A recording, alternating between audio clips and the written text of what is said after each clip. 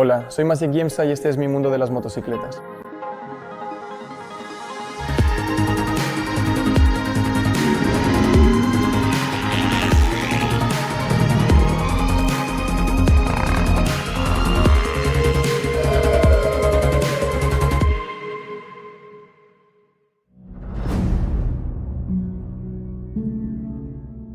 La historia de Maciek, de sus inicios en la moto, o más bien su primer contacto con una motocicleta, se remonta a cuando tenía 6 años. Fue entonces cuando recibió su primera motocicleta, una Husqvarna que le compraron.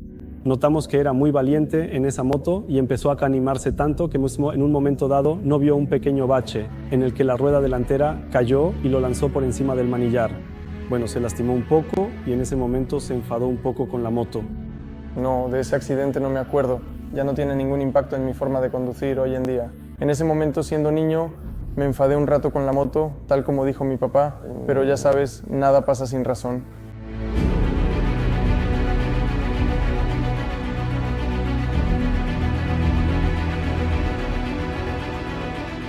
Maciej conocía a todos los pilotos en Polonia. Cuando ni siquiera sabíamos quién salía en la televisión o íbamos a alguna competencia, siempre le preguntábamos a Maciej. Él lo sabía todo. Desde pequeño fue una fuente de conocimiento en este deporte.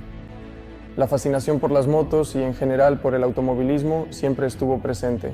Leía todas las revistas de motos, de autos, leía todo, quería tener esa moto, pero cuando llegó el momento de empezar a competir, ahí fue cuando a mis padres les empezaron a surgir algunas dudas sobre si debía hacerlo. Las primeras competiciones las tomamos un poco así, pensando que participaría. Tal vez se caería, se lastimaría y dejaría de montar, como cuando tenía 6 años. Pero al final no fue así.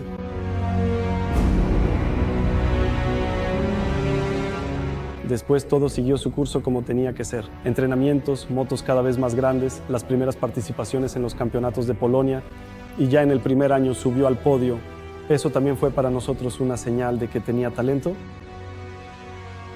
Hoy podemos sentir una gran gratitud hacia una persona que lamentablemente ya no está con nosotros, al difunto Zbigniew Banasik, quien pasó mucho tiempo con Maciek en los entrenamientos durante los primeros años. Cada momento en el que me subo a la moto para mí es un placer. De hecho, no lo considero realmente un trabajo, porque lo hago porque me gusta, porque lo amo y no siento en absoluto que esté trabajando. Está claro que cuando vas a entrenar y conduces la moto, a veces tienes que hacer un trabajo específico, ¿verdad? Hay que hacer algunas vueltas cronometradas, hay que probar esto, aquello y lo otro, pero para mí cada una de esas cosas es una pasión y en definitiva un placer.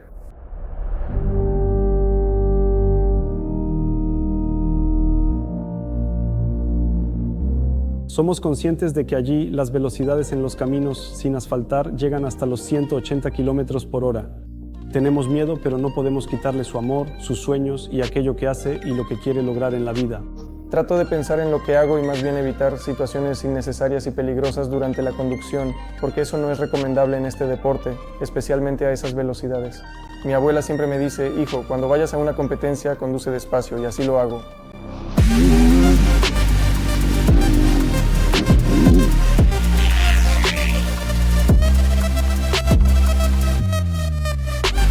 Hay momentos que no podemos prever.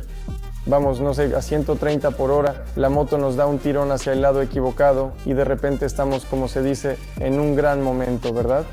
Justo tenemos ese gran momento y durante unos kilómetros tenemos que reducir la velocidad y asimilar un poco lo que acaba de pasar y agradecer a todos allá arriba en general que no haya pasado nada, que estamos bien y seguimos adelante, pero de eso se olvida uno rápido.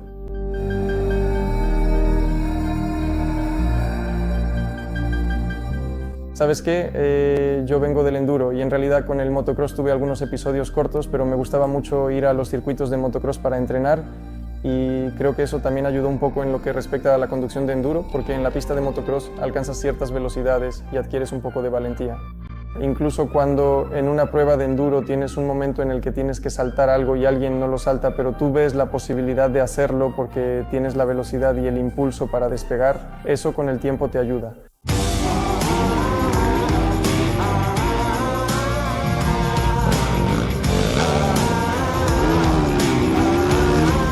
El Dakar es la culminación de los sueños de todo motociclista. Hay miles de motociclistas así en el mundo, pero solo unos pocos logran participar en ese rally. Y yo, en silencio, pensaba para mis adentros que, de una forma u otra, algún día correríamos el Dakar, pero creía que sería cuando Maciej tuviera unos 26 o 27 años. Pero sucedió como sucedió. El Orlen Team reconoció su talento y lo llevó antes a esos rallies de larga distancia.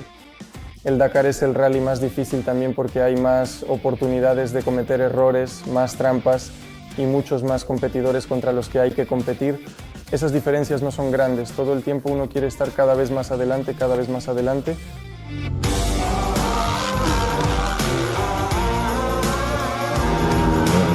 El primer Dakar, 24º lugar, una revelación. Todos estaban en shock de que un debutante, el competidor más joven, pudiera lograr ese puesto. Ese Dakar, mi primero, que en general recorrí casi todo con una sonrisa en la cara, pero fue bastante difícil, porque como digo, a veces hacía muchísimo calor, hasta 40 grados, y otras veces hacía 5 grados y llovía, y además estaba en las alturas. Eso también te daba duro, porque ahí había que ahorrar energías en cada caída o lo que fuera, no se podía levantarse al estilo motocross, levantar la moto de golpe, subirse y seguir, sino que había que descansar un poco, recuperar el aliento, porque si no, a 5.000 metros faltaba el oxígeno.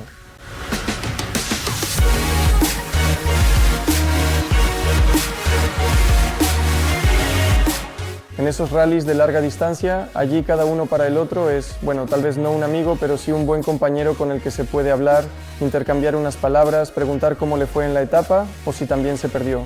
Aquí, por ejemplo, si nos perdimos o si alguien tuvo algún problema en algún lugar.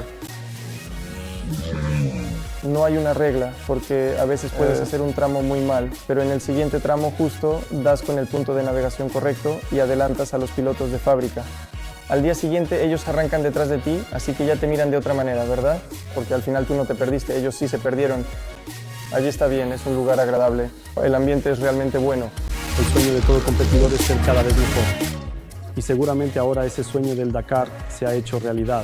El segundo sueño, probablemente de Maciej y nuestro como padres, es que en ese Dakar llegue lo más alto posible. He completado un Dakar entero, pero aún me gustaría correr algunos más en mi vida y, por supuesto, como mínimo luchar por estar entre los 10 primeros y quizás algún día logre superar el mejor resultado polaco, precisamente el de Kuba Psitoński, que terminó en 8º lugar. Quizás esos sean planes algo lejanos, pero sin duda todavía quiero lograr mucho en el motociclismo y solo después pensar en lo que me gustaría hacer más adelante en la vida.